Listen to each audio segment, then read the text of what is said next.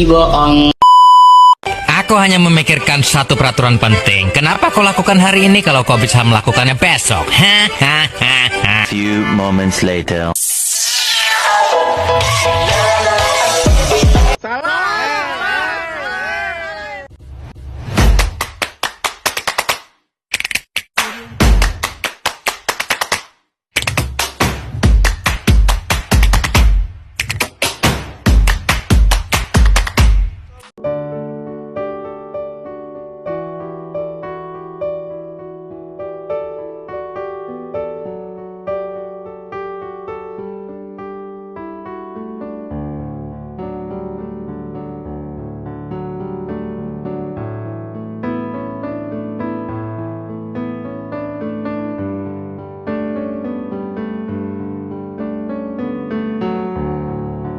Bismillahirrahmanirrahim. Assalamualaikum warahmatullahi wabarakatuh. Perkenalkan, nama saya Isna Latifatunisa. Saya mahasiswa dari Universitas Islam Negeri Raden Mas Said Surakarta. Saya mengambil jurusan bimbingan dan konseling Islam di Fakultas Usuluddin dan Dakwah dengan NIM 231221074. Oke, di sini saya akan membuat video tentang mata kuliah keterampilan bimbingan dan konseling Islam dengan judul parafrase. Saya akan menjelaskan parafrase itu apa, seperti apa, ya, gitu. Baik, definisi dari parafrase adalah pengulangan kata-kata. Kalau di dalam konseling, yaitu adalah kata-kata konselor untuk menyatakan kembali esensi dari ucapan-ucapan klien tersebut.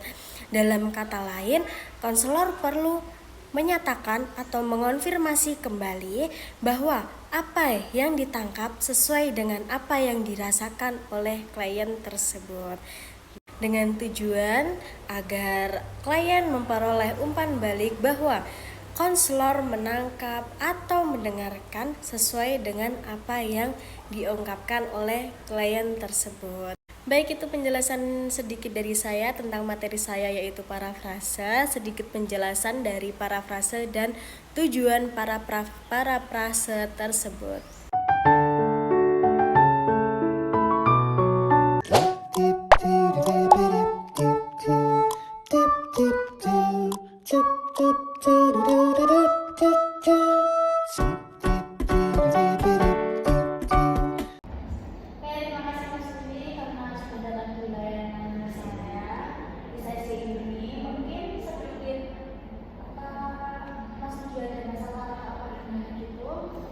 Bisa diceritakan, jadi setiap orang itu kalau misalnya datang ke konselor mesti ada tujuannya, entah dia ada masalah atau dia mau konsultasi gitu.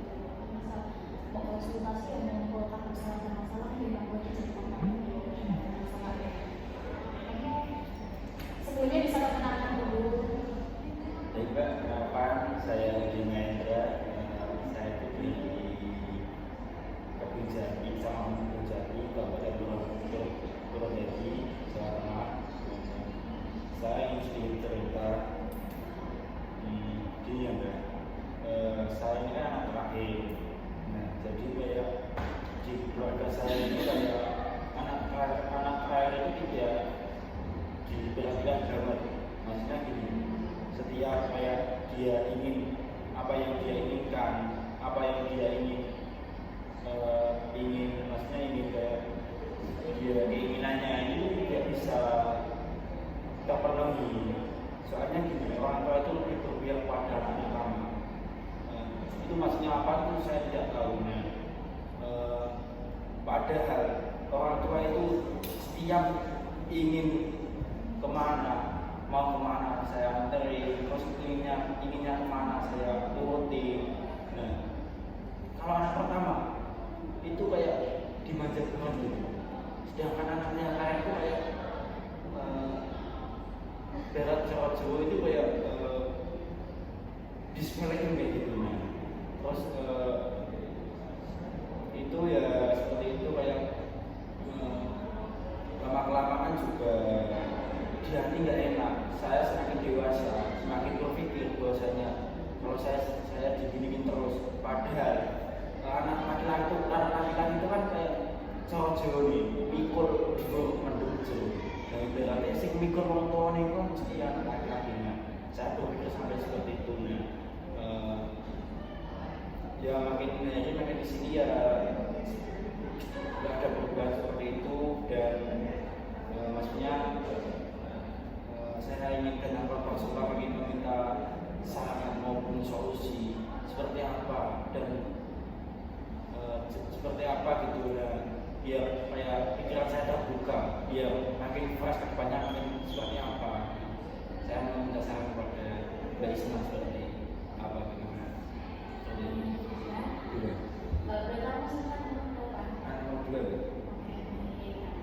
Jadi gini Mas, mungkin ya pikiran orang tua kan beda-beda, apalagi sifat anak itu juga tidak jauh dari sifat orang tua yang dulu ya. Terus juga sifat anak juga gak sama kayak anak-anak yang lain. Anak kembar aja di sifatnya aja, wataknya aja juga bisa berbeda, apalagi kan gak kembar gitu. Jadi gini, Mas Lutfi melakukan hal-hal yang dipengenkan orang tua. Lakukan aja hal-hal kayak gitu terus kayak dipengenkan orang tua itu lakukan saja setiap hari. Mungkin dengan pelan-pelan itu nantinya pelan-pelan itu bisa terbuka. Jadi lakukan hal-hal yang membuat orang tua kayak Mas Lutfi itu gak pernah marah gitu. Kamu buktikan saja lah kalau aku tuh bisa seperti anak yang pertama, aku tuh bisa seperti anak yang kayak Mbak apa sih? Sampean? Mbak. Aku tuh bisa seperti Mbak gitu loh. Terus juga mana ya? Ya jangan putus semangat gitu apa ya? Dan jalan terus itu lagi mesti dibedakan, ya kan? Dibedakan itu mesti kayak gini. Ini loh nggak kayak gini tuh loh gitu, iya kan? Gitu. Terus masalah yang dalam mas itu kan seperti itu. Terus gak sesuai dengan apa yang diharapkan sama Mas Rudi kayak gitu. Itu masalah yang kita ulang balik. Tapi begini Mbak, tadi saya juga agak terbuka dari apa yang biasanya sampaikan kepada saya. Saya sedikit ya bisa terbuka. Tapi gini Mbak, kalau orang tua saya itu saya sudah bantu semaksimal mungkin. Bantu keinginan apapun orang tua itu tidak selalu bersyukur, maksudnya kayak selalu kayak ingat-ingat yang masalah tersebut, maksudnya gini kayak mencari salah-salah kayak gitu ya. Terus saya sendiri juga kayak agak istilahnya ini sedangkan aku agak kok sini kok masih seperti itu. Terus kayak coba ya Isna bisa kayak memecahkan masalah ini seperti apa, bisa biar saya itu biar ada jalan untuk terbuka kembali, biar saya itu bisa pikiran saya biar bisa terbuka kembali seperti itu. Mungkin seperti apa nih? Jadi Mas, mungkin Mas Rudi kan sudah